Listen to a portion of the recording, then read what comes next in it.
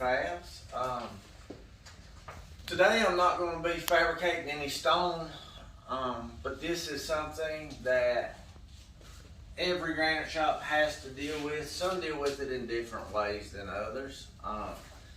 For instance, if a shop has a CNC saw, they're probably using an electric template machine, and then they program that to their CNC saw. And I'm pretty sure those shops also have a program to where they can lay it out on the computer and show where each piece is going to go on that slab.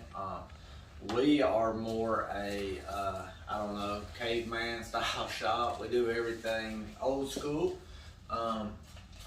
You know, I've built this company from nothing, and I don't have, you know, $250,000 to buy a CNC saw.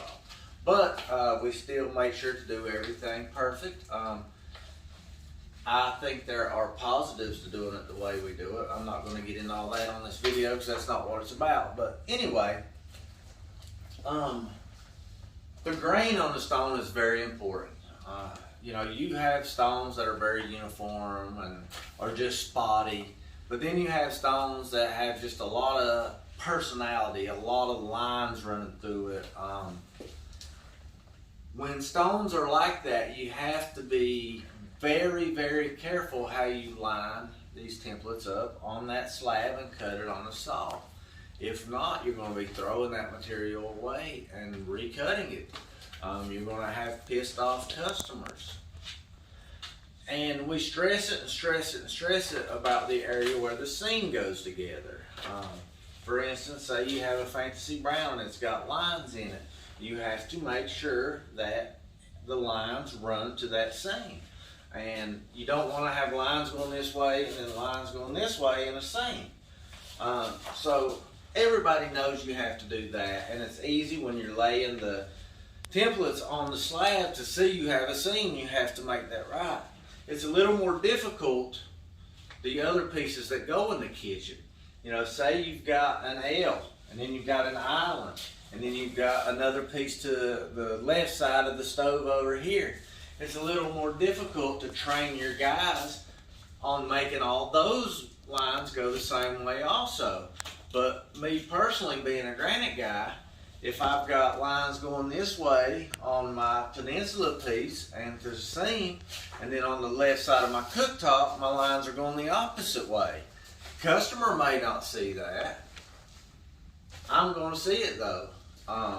And I want to prevent that from happening. Also, if it's got an island, I want that island veins to go the same way.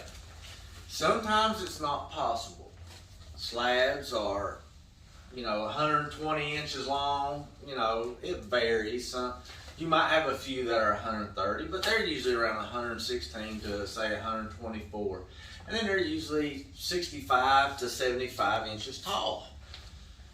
So there are some instances where that island, depending on the size of it and the size of the peninsula, that you might not be able to get those grains perfect lined up on the island. At that point, you let the customer know, hey, I can't get the grains to line up on that island.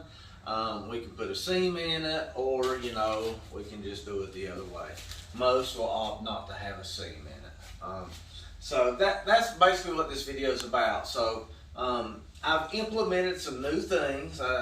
You know, this is our 4th year open, and we're still learning. We're trying to do stuff to prevent any mistakes and to just have a nicer all-around product. So this past week, I pulled all my shop guys together and all my office girls together. And the first thing I did was I asked my office girls to, with every template that's out here, we hang it up when it's ready to cut.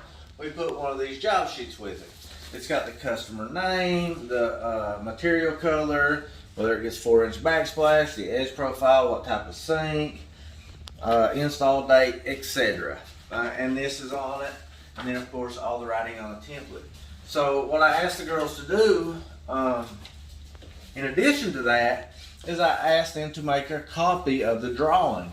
Melissa makes a drawing at every template she does. We keep graph paper, we make a drawing so that we know the layout of the kitchen. Okay? So what what I've asked all them to do, the girls are going to get the drawing together. And I asked Melissa, every template she does when she gets back to the shop, she lays the template out.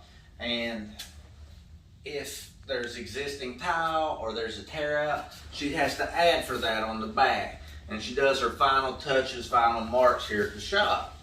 So with that drawing, what we can do, and what I've asked my guys to do, I'm trying to do it in here where it's quiet and cool, but we don't have a lot of room. By having that drawing,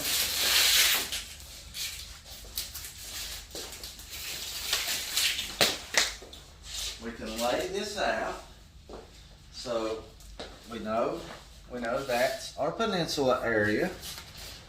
All right. So now we know we've got an island here. All right. So we got the 52 by 26, so we know long ways it's going to go this way. Sorry guys, I don't have a whole lot of room here. All right. And then we know we've got this refrigerator piece, and it's actually the left side to the freestanding range. So it's actually going to go like this. All right.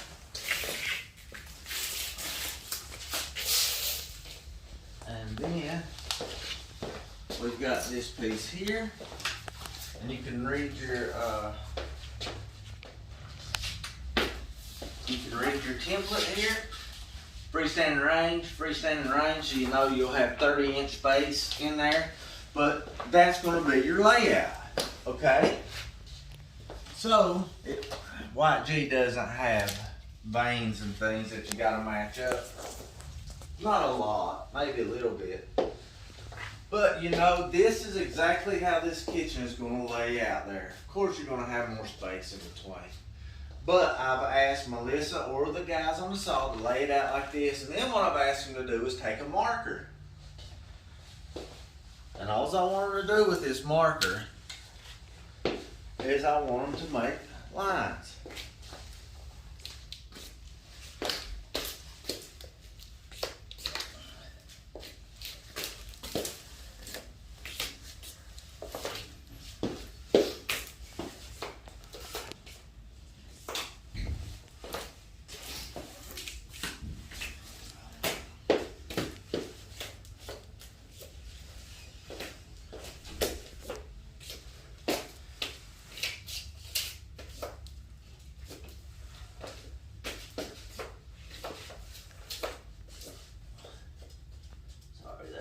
Got a little straight looking.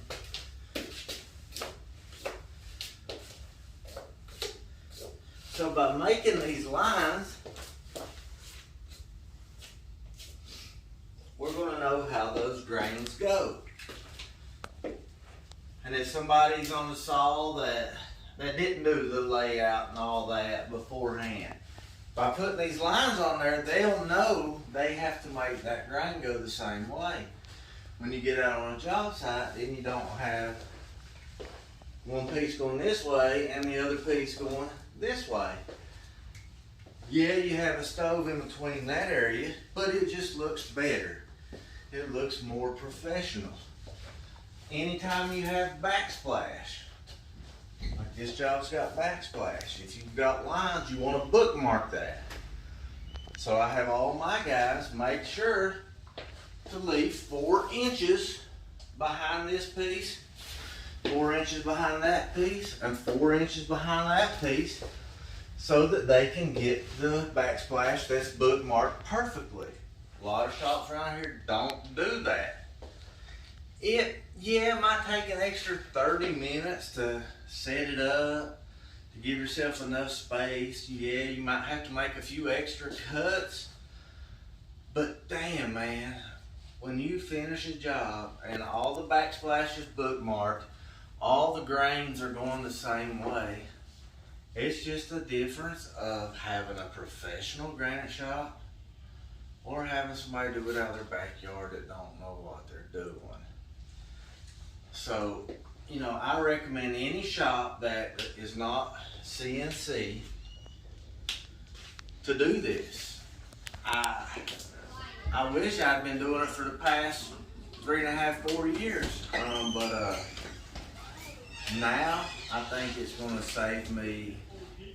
We do a good job of lining it up, but I've had the same person on the saw pretty much since we started with Sammy, and now I've got David. So, any new guy you bring in, I recommend you train them to do this. And if you have your girls in the office, put a piece of paper out there that has the drawing on it. The drawing's the key.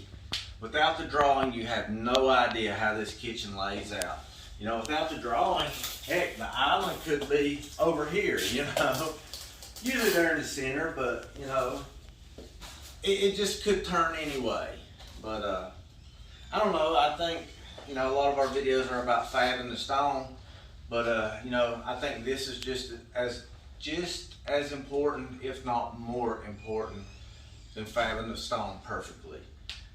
Everything here is like a ladder. It's like dominoes, it starts here in the office with the sales and the girls talking with the customers. From there it goes to the template, my template person talking to the customers and getting the right information from the template. Then it goes to my saw guy getting the right information. Then it goes to my fabricators reading the templates and fabricating the right edges. And then finally the installers go out there and they're the final line of defense to do a good job. If any part of that fails, it's like dominoes. Everything else behind it falls. So if you screw up on the template or at the saw, you're failing before you even start. If you mess up here, there's no way you can have a successful job when it gets to the install part. So, I don't know. This is my 2 cents on, how to make it a little easier to get your grains right and make it a little easier on your saw guy. I hope you learned something. If you have any questions, feel free to leave it in the comments. If there's anything you guys would like me to go over in a future video, leave it in the comments, and Gary and I will try to do that. I am going to have a video coming up soon where I'm going to put a seam together here in the shop, just the broken pieces and do an actual seam. But what I want to show is how the epoxy soaks into that seam, and then when you put your sealer on around it, how it makes the stone look wet everywhere but that seam.